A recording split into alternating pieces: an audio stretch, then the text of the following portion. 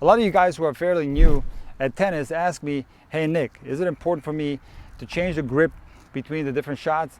And also, how do I change the grip between the different shots? So you should definitely start changing your grip between your forehand and your backhand as early as possible. The longer you wait to start changing your grip between these two shots, the more muscle memory you will build up and the more difficult it will become to change the grip later on. So even if you're a complete beginner, you should learn how to switch the grip between a forehand and a backhand. If you're interested in finding out which grip you should choose, check out my video, The Ultimate Grip Guide. So here's what you need to do in order to change the grip correctly between the forehand and the backhand. What you're going to do is have your offhand, your non-dominant hand on the racket throat, and this is how you're going to wait.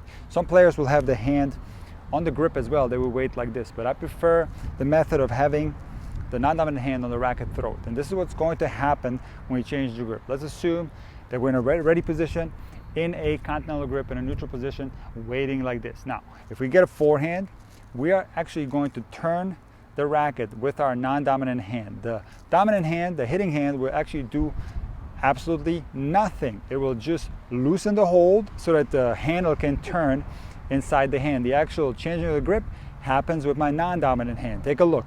I'm changing the grip with my non-dominant hand while my dominant hand is just simply loosening the grip so I can find the correct grip. Now here's the important thing that you guys need to understand.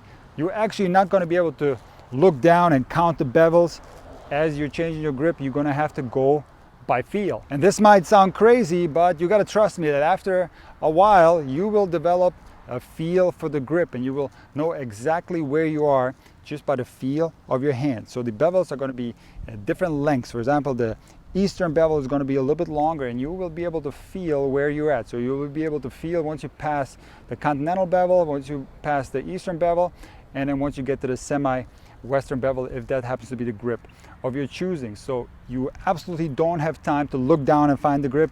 You're going to have to do this by feel, and the way you're going to feel it is by feeling the bevels inside your dominant hand as you're turning your grip with your offhand. Now a lot of you guys ask me, Nick, which grip should we wait in? I already mentioned that you can wait in a continental grip because from here you have a pretty short distance to a forehand grip, and you also have an extreme short distance to a one-handed backhand grip, which would be the eastern backhand grip. And if you happen to have a two-handed backhand, there's no grip change at all. So what I recommend is that when you're waiting to hit the ball, that you should be in a continental grip, which will give you the fastest results when it comes to switching to the forehand and the backhand. And the same goes for the return of serve. You should give yourself the shortest distance to either side, especially on the return of serve, because here we're dealing with less time. So again, wait in the continental grip.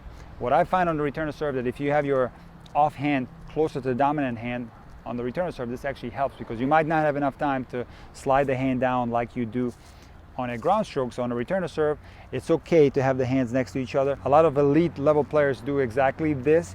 So on the return of serve, have the hands closer together and wait like this, and now you're going to have to turn the grip like this with the offhand. And from the baseline, you can have the offhand a little bit higher and turn the throat of the racket with your non-dominant hand to find the desired grip.